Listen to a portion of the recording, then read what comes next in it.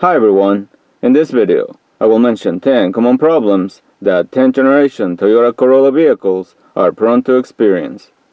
Number 1. The variable valve timing gears, also known as VVT gears, in 1.8-liter engines tend to cause rattling noises over time, especially when the engines first started and at idle. Number 2. The water pump is prone to become noisy and to cause coolant leaks before the vehicle reaches 100,000 miles. Number 3. Many 2009 models tend to experience high engine oil consumption, normally caused by defective pistons and piston rings. Number 4. The exterior paint tends to peel off over time. Number 5. The manual transmissions in the earlier models of this generation are prone to grinding between gears, and other times they make noise constantly, and in many cases these symptoms worsen over time till the transmission locks up completely. Number 6.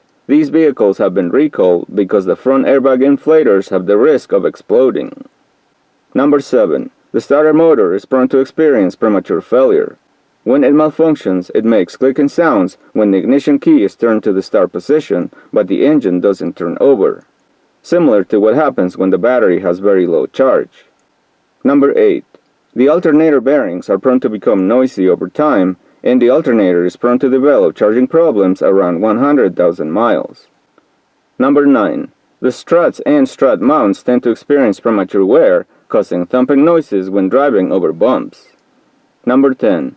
The ignition coils are prone to malfunction in vehicles that have over 100,000 miles. When they malfunction, they cause engine vibration at idle and hesitation under acceleration due to the cylinder misfires. There you have it, my friends. Those are 10 common problems that 10th generation Toyota Corolla vehicles are prone to experience. Take care.